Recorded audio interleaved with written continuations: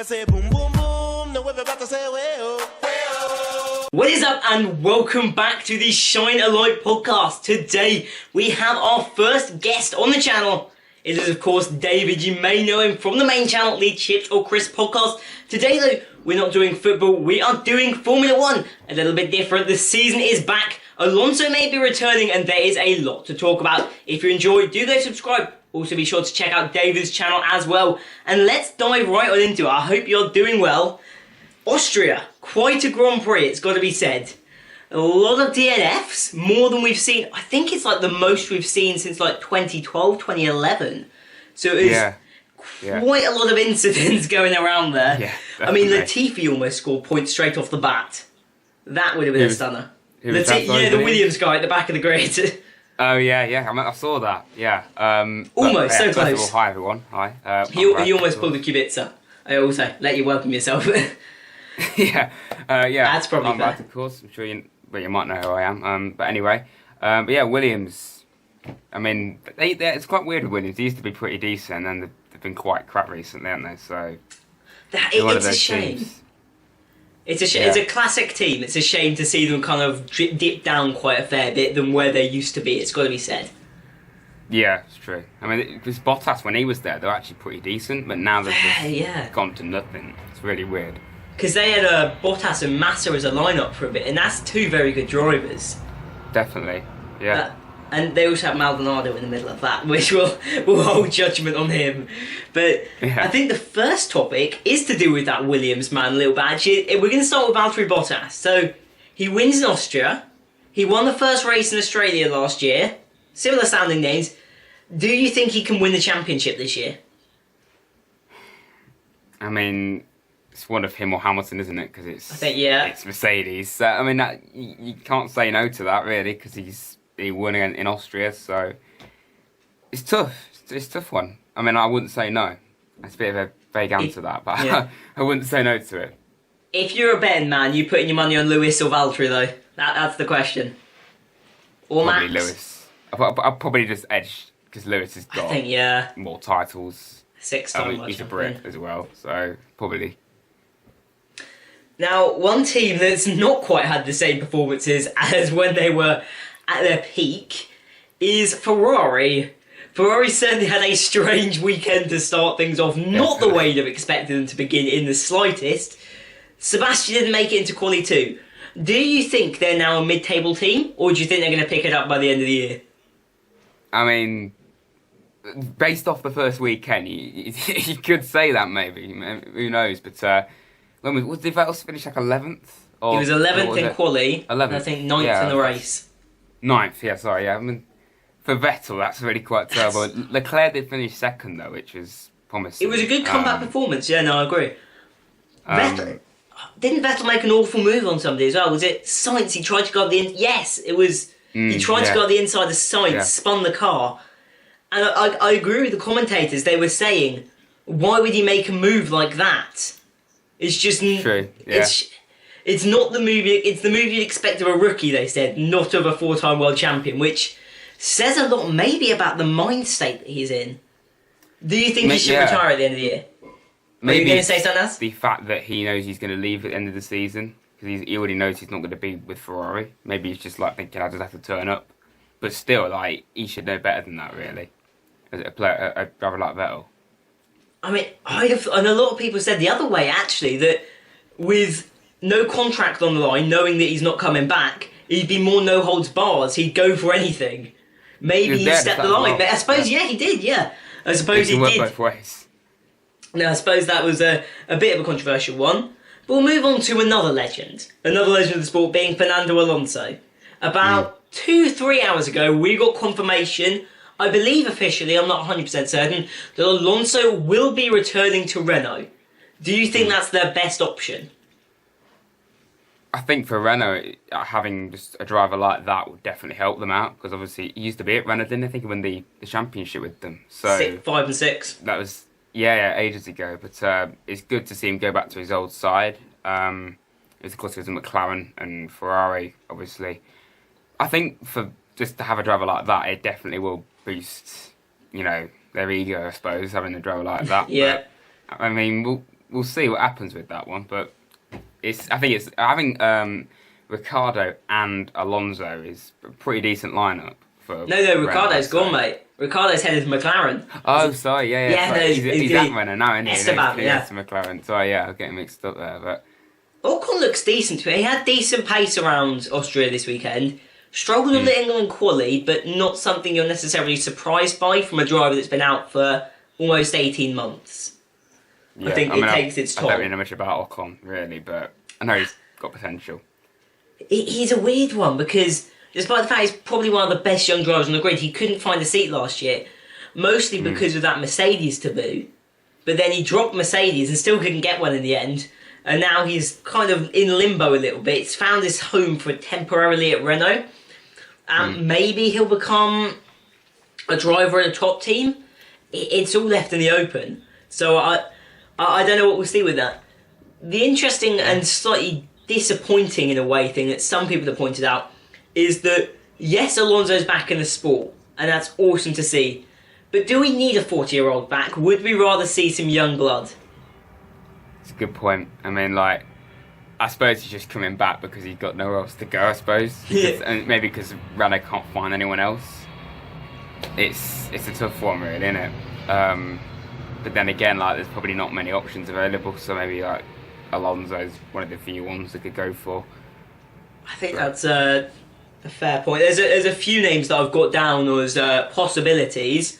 So they could go back to Hülkenberg, but honestly, I think that'd be a bit embarrassing as a team to crawl back to the driver you just kicked out. Yeah, I've always thought Hülkenberg has actually done pretty decent, but I think I've always rated him high. It's shocking to see a driver of his quality not on the grid. Yeah. He's 32, I believe. Yeah, he's born 87, so he's 32. He's not Alonso. Alonso's 39. There's a bit of a gap in there. Age-wise, it's not like Hülkenberg should be at the end of his career at 32. He had a few more good years in him. It just, the cards didn't fall into place, which was it was disappointing. But then, I don't think you said you didn't follow Formula 2 too deeply. The controversial one about Renault is they've got a couple of young drivers in their academy who they could have brought through, but decided not to. We'll find out whether that was a good move in the long run. The controversial issue is Alonso in the past has been problematic when he's come along into a team and hasn't had his full way. Because I think Ocon might still be number one. I get that. Because maybe they've just gone for Alonso because of the experience that he has. That could be a reason. But, I mean, it's a gamble, I suppose. But then again, like I said, the experience is probably going to help them out. I think there's definitely a shout for that. There's two other big points that I think we need to take from the Austrian Grand Prix for us to kick off on the news. Firstly, the Lewis move on Alex Albon. Was it that bad? Was the penalty justified? Should there have been more punishment? Where do you weigh in on this? I mean, I'll be honest, that I haven't really seen it that much. I think I've seen the highlights to the race, so I haven't actually seen that move. I can't really remember how it worked, but I don't really know. Okay, I'll weigh in on this a bit then. Yeah, it was an interesting one. I don't know whether you can picture the track. You know the track from the game. After you've had the two main straights, when you head into Sector 2, that first deep curve, Albon, I think, tried to go around the outside, and Hamilton just didn't leave him the room, shunted him in the side of the car, and Albon's in the gravel. Second time they've come to clash. Because obviously they had it in Brazil last year. Lewis is becoming a scourge for Alex. Yeah. It's a shame to see. I mean, fingers crossed Alex gets his podium. And I think he's done a good job so far since he's come into the Red Bull team. Done better than Gasly has, to be fair. I mean... I saw the interview with Albon. He looked really upset with it. So I don't think it... Obviously, I mean, he could have... Would it be his first podium? Probably would have been. It would have been his first podium. And it's the second time Lewis has taken that opportunity away from him. Yes. And, I mean, at least we saw Norris get his first podium. But still, it's harsh on Albon, I think. But... I mean, he'll get there eventually. I think his time will come. I think that's in a Red Bull, I think at least we'll think... I'd be surprised if he doesn't get there at some point. Especially considering the Ferraris are so ass this year. I think that gives them an even better opportunity. But on the topic of Lando Norris, this is actually my last point because obviously he's on the podium. Do you think he can become a world champion in the future? Do you think he has that quality? I mean, maybe not. Maybe. You never know. You can't say that. If he goes you can never say never. A team like Mercedes or... I mean, I'm still going to include Ferrari up there, but like even Red Bull, you never know, because maybe he could just become a driver that gets close but never actually wins it. Like, yeah. Maybe, I mean, Verstappen, maybe someone like him that probably isn't going to win it right now, but at least contend. But McLaren has got to a good start of the weekend, so they're actually looking up a bit. I mean, if McLaren can improve as a team, he may be able to stick it out there. Maybe Sainz actually moving to Ferrari may have been a worse move, because it's not as if McLaren are a small team. Like, if you see Racing Point coming in and getting good results, you kind of look at it and say, they have a ceiling. There's only so far they can go. But with McLaren, you're kind of like, they've won plenty of titles. They could go on and win another and come back to the team they once were. That doesn't seem that unrealistic. And I think maybe that's what Norris and Ricciardo are both thinking, in that maybe in a couple of years, this team might just be the one to be at if Mercedes drop off a cliff. Which, fingers crossed they do, to make this sport more exciting at the front. The midfield, though, it's certainly kicking it. But I think with that, that's most of the main news we've covered. And now this next part's a little bit on you. So, I've got 3 drivers. A really bad name for this part of the episode because I need some creativity. So currently it's called Make the Cut. And how it works, I'm going to give you 3 drivers and you have to pick one of them as your first team driver, one of them as your reserve team driver, and one of them that you're not going to pick at all.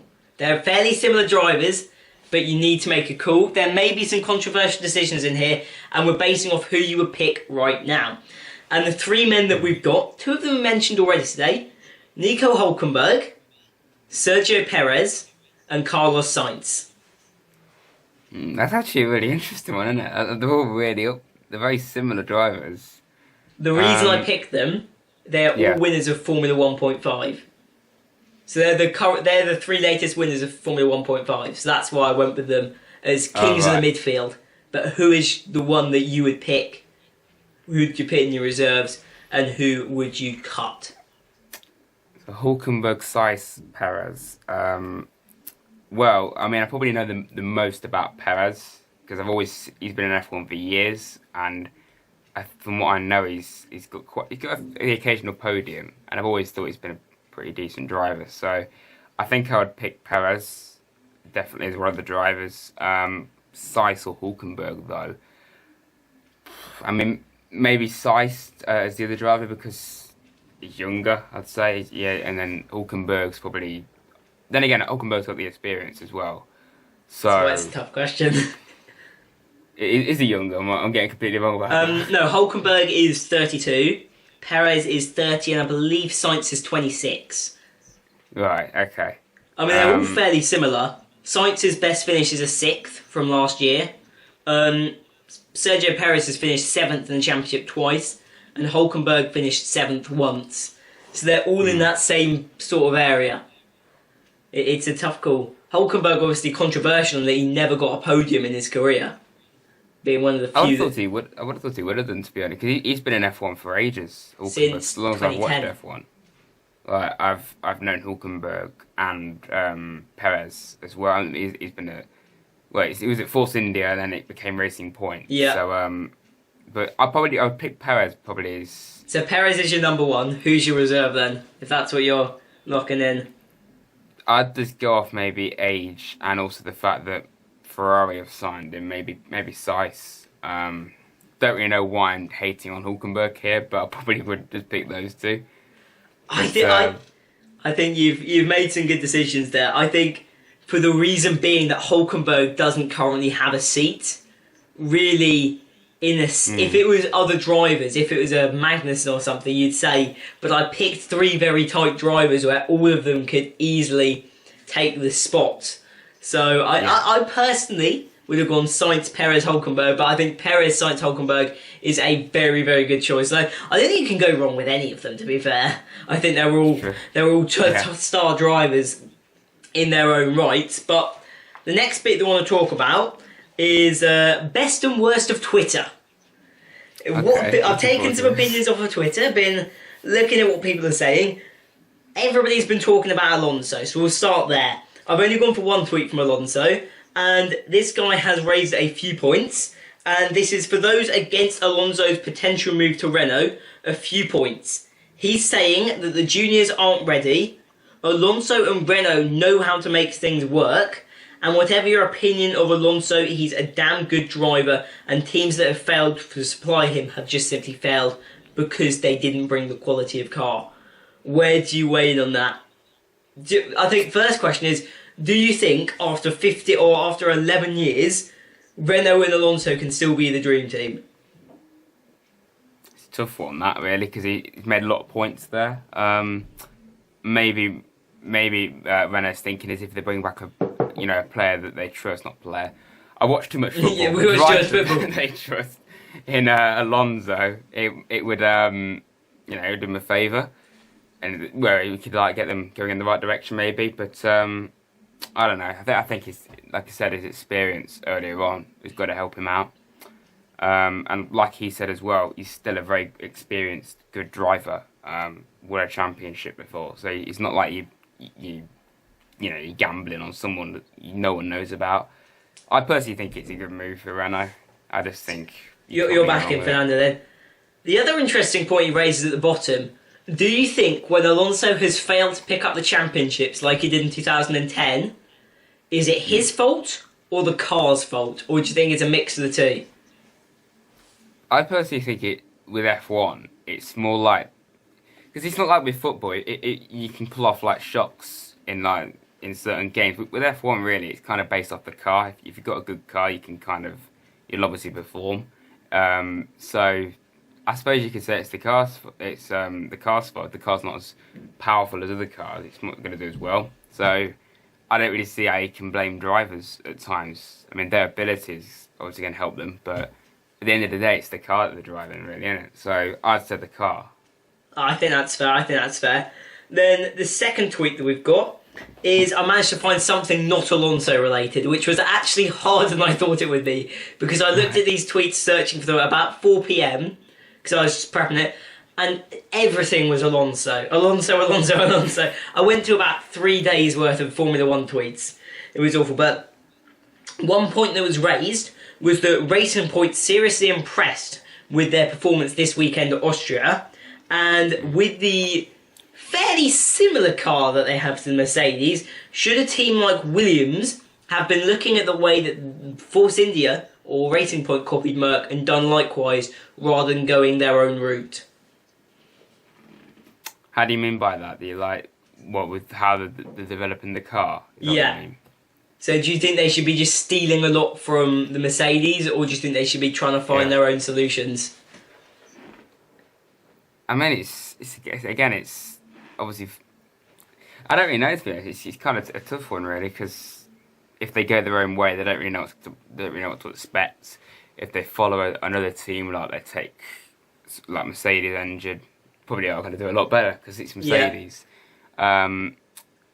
But yeah, I don't know. I think it's a gamble, but I just say maybe they should have gone for something more reliable.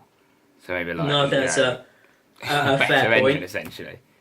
That's a fair shout. Yeah. I'm just gonna think. So this was a guy called at the Lefty Scott. Sounds like he's a Formula 1 YouTuber or something, to be fair, based on the way he's presented. And he's put up 4 races. Now I don't know if you remember all of these or not, but I want to see what your opinions are on each of them in terms of their legendary status.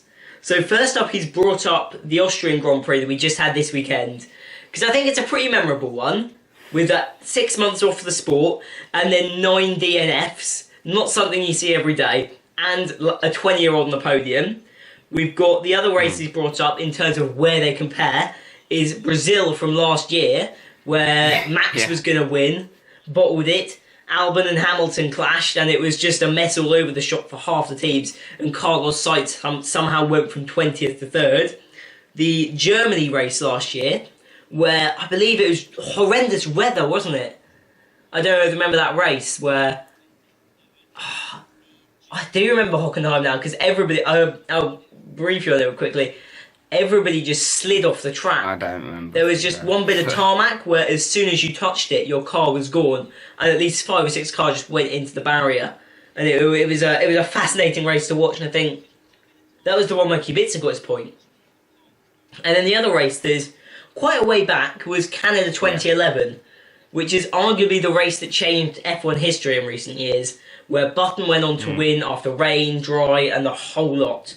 Where do you weigh up in each of these races, and where does Austria, the current race, weigh up as a legendary circuit? I mean, honestly, I only really remember 2 of those. I do kind of remember Brazil last year. Obviously, Austria, of course. It's literally a few days ago. Let's put it another way. About, do you think this race that we just had, Austria 2020, will go down in the ages? I don't see why it couldn't, because it's the first race without. Not that this is anything big, but there's no spectators there. Plus the fact what actually happened on the track as well. 9 DNFs. It's quite a rare occasion, really. And then having, drivers like Norris and Sainz in cars like McLaren's actually doing pretty well, and then Ferrari doing poor with Vettel being well down. I think it's got the credentials to be quite a legendary race. You never know. And the fact they're doing it again this weekend, aren't they? They are doing it again. Do you think we're going to... do you think we're going to see a similar result, or do you think we're going to see a mix of the pack? Well, I mean, you never know with F1, do you? I do think it's weird that they are doing 2 races in the same... I know it's like cut down on travel, but... kind of weird doing back-to-back races. There's a couple of tracks that I feel they should have done, because Imola, the Italian track, that I feel like they should have put that in the calendar rather than done a double race. That's true. It's like with the UK, they're doing 2 races. Yeah. Well, I think what they could do, if they're going to do that, they do a race at 2 different tracks. They could go Brands Hatch. That's fairly close to Silverstone anyway. I don't know whether you've ever been. A track that they wouldn't normally do, because that would actually make it really interesting. Yeah. And then, if they did 2 in Belgium, they do Spa, which is a classic, and then, like you said, Imola. Imola's Italy. So, what, sorry? Imola's in Italy, not Belgium. Yeah, you can tell. That's not a geography person. Not a geography person. Why did I say Belgium? Yeah, Italy, you did. Right, yeah. That's just classic from Rads, that is. Making that mistake. At a moment, that one. But I think these aren't the longest podcasts that we do, so we've only got one other big section, which is a little quiz. If I get other guests on, we'll see how you score against others. Okay. We've got 5 questions, ranging in difficulty. Some of them you can take a guess at, others you can't. We'll see how you do. A little bit like the quizzes we did a little while back. We'll see how you do. Just 5 questions, 5 points, quite simple. So, the first question that we've got is on previous season, the 2019 season. Both Pierre Gasly and Alex Albon shared the Red Bull seat throughout that season, but who at the end of the season finished with the most points? Gasly and Albon? Yes, who finished 2019 season with more points? I'll probably go for Gasly. That's 1 point, okay. More races. You're actually correct. It wasn't because he got that big result at Brazil. Because that was the 2019, that's where there was carnage. Okay, second question. Everybody loves Daniel Ricciardo. He's an Aussie, he's a nutter, he loves shoeies. And when he's on the podium, he's done an odd shoey. But how many, to the nearest 5, so I'll give you 5 either way, has he finished on the podium? Okay. Wait, sorry, what? So how many times has he finished on the podium? Yeah, and I'll give you 5 either way. Oh, right, okay. Well, he's won a few races, anyway, when he was at Red Bull, and he's probably been on the podium quite a few times. I could be miles out here, or I could be right next to it. I don't know. 15? You're not far off, actually. 24 to 34 is the range you were looking for. That's a lot of shoeies. Not bad. Okay, I'll take that. It's not bad. It's still a lot of time. So, third question is on a driver that's no longer racing. Nico Rosberg. Everyone remembers that season in 2016. He signed for Mercedes in 2010, but do you remember which team he signed from? McLaren. Not quite. He was Damn at it. Williams. I thought it was a McLaren. Was he a McLaren? It was Lewis that was at McLaren, that's why. Oh, Who was Rosberg with? Rosberg was with Williams, alongside Nakajima. I never knew that. I thought it was McLaren. I just seem to think it was I tell you, the only McLaren, reason I know that is F1 2009. That's quite mad. Like, I thought it was. I think it's weird with Rosberg. He just left after he won the championship. I thought he was trying to retain it. I just don't think. I think he couldn't think he could beat Lewis, so he was like, "I'd rather go out with the win than." I do. Yeah, I remember. That was an amazing season. That it was a crazy season. Lewis and Rosberg going at it the whole time. And Lewis is the man we've got in our next one. Okay. Lewis's first title win was in 2008. He overtook Timo Glock on the last lap to win the championship, but who finished second that season, just missing out? Who did Hamilton just beat in that 2008 season? I don't know whether I'm making it. You're going back a bit. I'm going back a bit I would have far. been like 7 when that happened. I'd have been 6, mate. I'm younger than you. Oh yeah, of course, yeah. But still, repping the August spawns, both of us. Yeah, I mean, I don't know. I might be completely out of it. Alonso.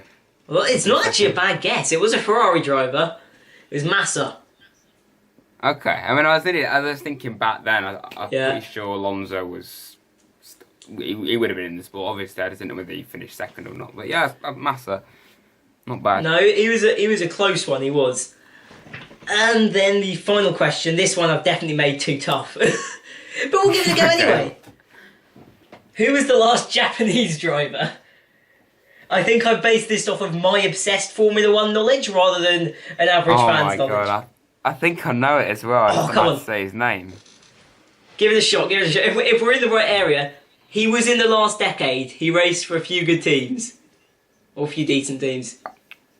I actually think I know it. I just had to say his name. Give it a shot, mate. Damn it. Write it down, stick it on a piece of paper. Oh my gosh. I don't have to spell it either. I don't even... it rings a bell, a Japanese driver. But I have no clue what his name was. I think I know when you get Okay, I'll give you 3 options, mate. Okay. One of them is the correct answer. We've got all 3 of these were F1 drivers. We've got Aguri Suzuki, Kamui Kobayashi, and Takumo Sato. One of them's the correct answer. Right, one of those is one I was thinking of. I just completely forgot how to say his name. I was going to go for Kobayashi. Kobayashi, yeah, that's 2 out of 5 then. That's the score to beat this week. I definitely need to work out how to do fairer questions, but we'll roll with it. I thought on the whole that was decent actually. I thought that was certainly an interesting podcast, and we picked a week where there's been a lot going on. It's been controversy, there's been some good crashes, there's been an Alonso move. But I think for now, after about half an hour, that is where we'll finish off the podcast for today. Make sure that you do go and check out David's channel, also my channel, but more importantly, go check out David's channel for lots of great FIFA content. The Portsmouth Career Mode is still running. His Forest reviews and previews are back up. He had a bit of trauma at the weekend against Derby, which was entertaining to say the least. But on the whole, great content, and maybe you'll see some apple juice. But thank you for watching. Subscribe to him, subscribe to me, subscribe to my main, check out my blog, and peace. See ya. Long discussions. Oh, you my cousin? No, you wasn't. You just wanna ride. You just wanna talk about politics, Chicago shit, and rock shit. Start dancing, ho.